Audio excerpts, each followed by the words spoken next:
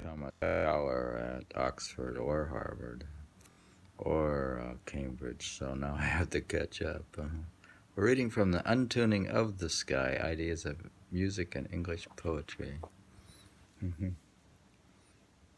That the instrument conceit became conventional in its own right, apart from its use in either the poet-muse or poet-lady relationship, can be seen in the great frequency of knacks and quibbles on terms, denoting parts of instruments throughout the corpus of Shakespeare's plays, for example, and in the eagerness of certain inferior sonnets to go to work upon all the old puns. The William Percy Correlia number 8, which starts out, "Strike up my lute, and ease my cares," comes lamely.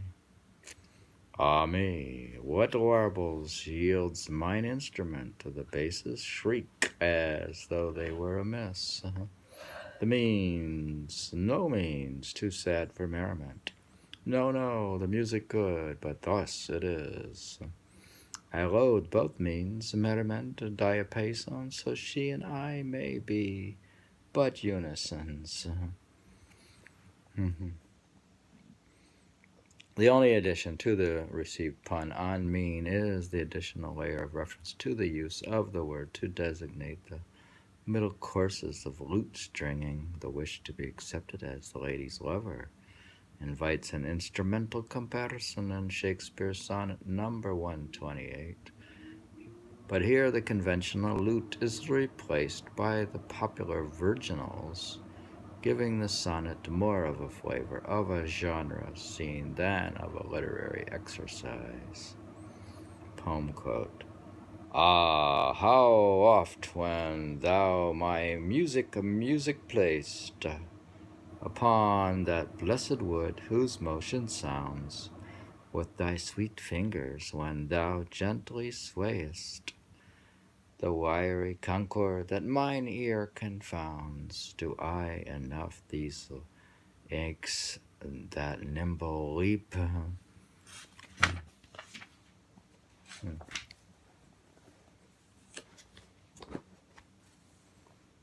To kiss the tender inward of thy hand, whilst my poor lips, which should that harvest reap, at the wood's boundless by thy blushing stand, to be so tickled they would change their state and situation with those dancing chips, o'er whom their fingers walked with gentle gait, making dead wood more blessed than living lips, since saucy aches so happy are in this.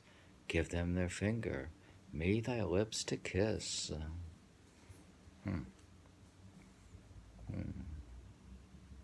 There has been considerable discussion among the commentators about the virginal jacks, whether the wooden part of the action that held and activated the quill is actually being referred to here. The problem is how, unless the lady were adjusting or repairing the quills, the rail usually holding them in place would have been removed at the time. It is still possible that Shakespeare refers, either by mistake or by a kind of monotony, to the wooden keys themselves by calling them jacks, which he is able to consider them as his lips, almost personified rivals. But in any case, the use of the musical instrument here is typical of the treatment of lutes, viols, keyboards, recorders simply as common objects that as such are candidates for potential treatment in a conceit. Had the instrument here been instead a set of combs, or the lady's fingers or hair, the essentially non-musical character of the image would be more obvious, but no stranger. The opening line is hardly developed in the ensuing quatrain, and the second quatrain's point becomes the important one. The musical figure in Sonnet 8, on the other hand, expands the truism of musica speculativa, which remains an extramural extremely popular poetic image throughout the 17th century. The reference to the phenomenon of sympathetic vibration, which can be observed in the production of a tone by a free string, if another placed at some distance but tuned to exactly the same frequency is struck, appears in the third quatrain as a concrete image of concord or abstract harmony. In this case, the harmony is represented by the three-part polyphony of a familial unit, and the effect of the whole poem is to urge the young man to marry and beget, breed to brave. They're going to urge the young man to marry and beget, breed to brave time. Music to hear. Why hear'st thou music sadly? Sweets with sweets are not. Joy delights in joy. Joy delights in joy. Thou lovest thou that which thou recant'st not gladly, or else recant'st with pleasure thine annoy.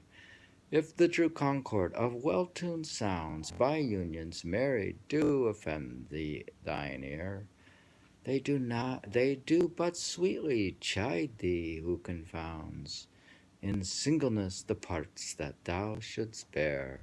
Mark how one string, sweet husband to another, strikes each in each by mutual ordering, resembling sir, child, and happy mother, who all in one pleasing note besing, whose breath speechless song, being many seeming one, sings this to thee, thou single wilt proud known none.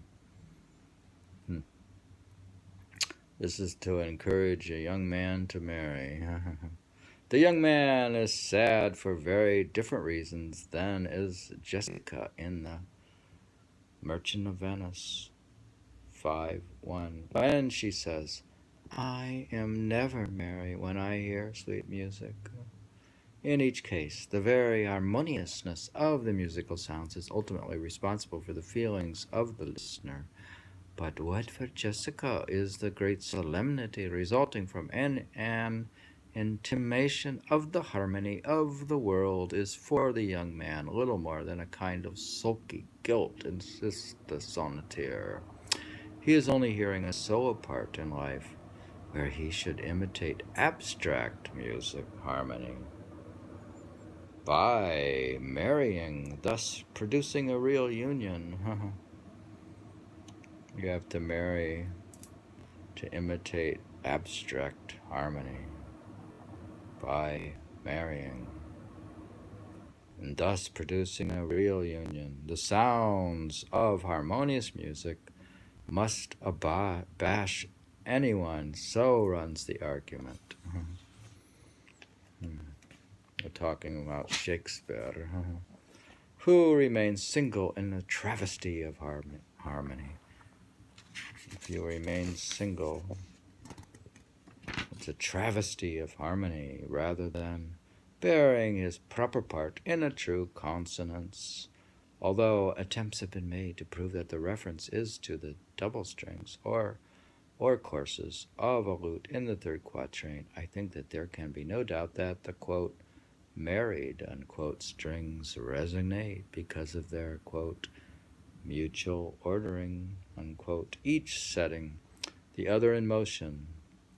The pair of strings in a lute course would vibrate only as a result of being struck simultaneously by a player's finger. But over nice insistences here may be more than a rather general image will bear. What is most important is that the music is being considered for its harmoniousness rather than for the feelings and actions which Orpheus, like it, induces in the hearer. The whole sonnet is directed towards twitting the young man, twitting the young man, and the tone is extremely ironic. Quote, obviously, you're sad about something.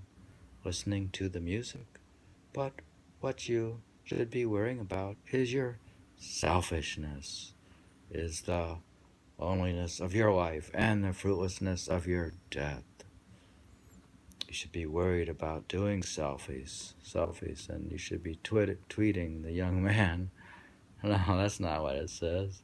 The whole sonnet is directed towards twitting the young man, and the tone is extremely ironic.